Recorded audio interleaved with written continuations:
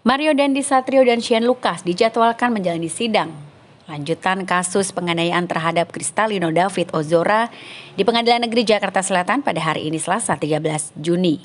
Dilansir dari situs Sistem Informasi Penelusuran Perkara Pengadilan Negeri Jakarta Selatan, sidang digelar pada pukul 10 waktu Indonesia bagian Barat di ruang sidang utama. Kemudian ayah David Ozora, Jonathan Latumahina, hadir dan menjadi saksi pada sidang tersebut. Hal ini disampaikan oleh kuasa hukum David Ozora, Melissa Anggraini, ketika dihubungi oleh wartawan pada Senin 12 Juni. Melissa menyampaikan nantinya para saksi dalam sidang hari ini memberikan dampak besar atas pembuktian pasal-pasal yang didakwakan terhadap kedua terdakwa Mario dan Shane Lucas. Ia pun juga berharap majelis hakim bisa memberikan ruang yang luas untuk semua saksi dalam memberikan kesaksiannya di persidangan. Menurut Melissa, selain ayah David, nantinya ada juga paman David bernama Rustam yang juga akan bersaksi dalam persidangan Mario. Sementara itu, dalam cuitan di laman Twitter pribadinya, Jonathan Latumahina mengaku menaruh kepercayaan penuh kepada pengadilan untuk menghukum terdakwa yang sudah membuat anaknya David Ozora kehilangan masa depan. Itu saat itu saudara ada di mana? Saat itu tanggal 20 Februari sekira jam 7 sampai 8 saya sedang ada rapat gerakan pemuda Ansor di Condet. Di Condet. Kemudian ada WhatsApp dari... Sebentar. Selanjutnya saudara menerima informasi berkaitan dengan anak saudara. Ya. Itu dari siapa? Dari Pak Yohanes Wisnu, guru wali kelas David di Pangudi Luhur. Informasi itu disampaikan saudara melalui WhatsApp. Baik. Apa isinya? Isinya adalah memberitahu bahwa David saat ini sedang perjalanan ke rumah sakit karena dipukuli. Saudara tentu bertanya. Ya. Bertanya, apa isi komunikasi saudara dengan guru tersebut?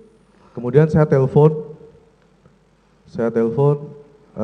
nomor yang tertera di informasi tersebut karena di WhatsApp tersebut menyertakan nomor. Untuk kabar lebih detailnya silakan nomor ini Pak Rudi.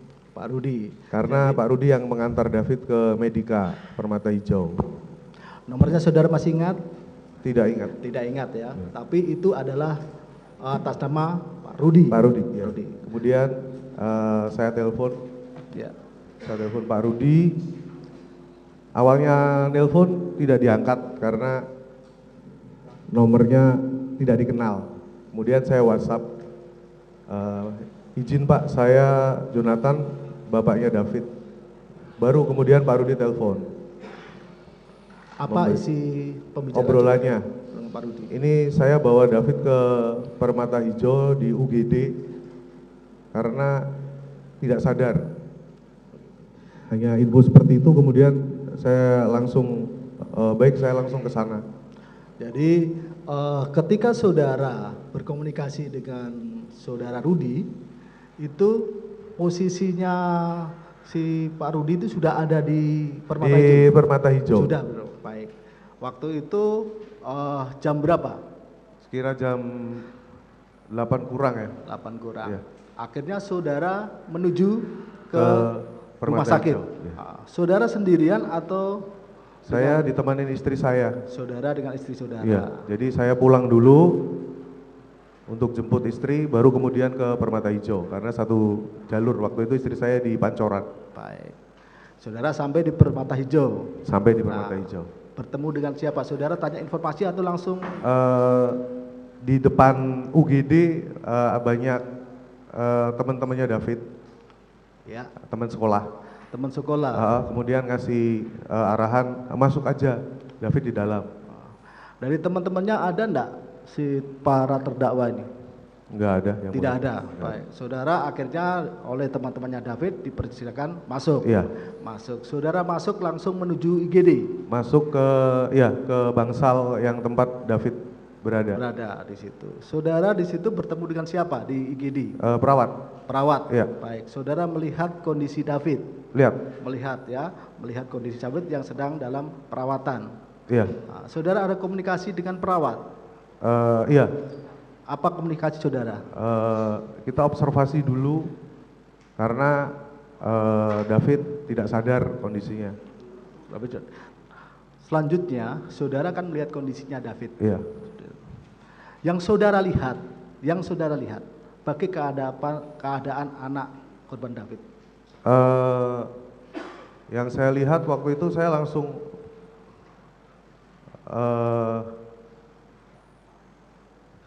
kalau bayangan kita anak dipukulin itu kan lebam atau bengkak. Pas saya lihat David kondisinya ternyata jauh lebih parah dari yang saya bayangkan. Ini dulu, yang saudara lihat, luka-luka yang saudara lihat Iya. dulu. Ini kan saudara nanti ini masalah dipukuli, itu kan nanti. Iya. Nah, yang saudara lihat kondisinya David ini seperti apa? Mungkin ada luka di mana? Telinganya berdarah. Telinga Berdarah. Pipi, telinga kanan yang mulia. Telinga kanan berdarah. Kemudian pipi luka parut. Luka parut itu seperti terseret gitu. Karena full di pipi sebelah kanan. Maksud saudara ada luka parut terus akhirnya ada luka-luka kan parut itu ya? Ada luka-luka Luka begitu, parut juga. ke pipi gitu. Pipi Sebelah kanan. sebelah kanan, Kemudian bibir bagian kanan sobek. bibir sebelah kanan sobek. Kemudian di siku ada luka yang cukup dalam juga. Kemudian di pergelangan tangan ada luka yang cukup dalam juga. Kemudian di pelipis mata bagian kanan itu juga luka yang cukup dalam juga. Itu yang di telinga kan berdarah saudara. Itu darah itu keluar dari lubang telinga Keluar dari sekeliling keluar telinga? dari lubang telinga. Lubang telinga. Ada darah yang di mulut, keluar dari mulut. Ada banyak Saudara, yang mulia. ada keluar dari mulut juga ada. Ada. Baik, jadi dari mulut, dari hidung Dari hidung ada juga di sebelah kanan tapi udah kering. sudah kering. Ya. Baik. Terus David ini tubuh secara keseluruhan, tubuhnya bagaimana? Tubuh keseluruhan. Di dengkul ada juga luka. Kemudian di mata kaki sebelah kanan ada luka juga. Lukanya di sebelah kanan semua. Dia kaku, terbujur kaku atau Kaku. seperti apa? Kejang, Kaku. kejang. Kejang. Ya. Kejang itu kan coba saudara jelaskan kejangnya itu dia bergetar atau seperti apa? Kejangnya adalah dia rebah begini posisinya, terus jeda beberapa waktu dia kejang-kejang begitu. Kejang. Oh, tiap durasi tertentu kejang. Durasi tertentu kejang. Kejang. Jadi tiap itu terus menerus, maksudnya Terus menerus dalam durasi berapa detik atau menit kurang lebih? kejangnya Ya. sampai hari ketiga. Enggak, pada saat Terus. ya terus. Jadi Terus kan itu sampai hari ketiga yang mulia. Kejang. sampai hari ketiga. Ya. Sampai hari ketiga. Baik ya. Komunikasi tidak bisa. Tidak bisa. Tidak bisa komunikasi. Akhirnya Akhirnya jam 11 akhir observasi ya. dirujuk ke ICU. Karena ditengarai kalau tidak sadar-sadar ini luka dalam. Kemudian dilakukan CT scan di kepalanya di Medika Permata Hijau. Tidak terjadi pendarahan dalam dan kata dokter yang bertugas kita observasi sampai 24 jam.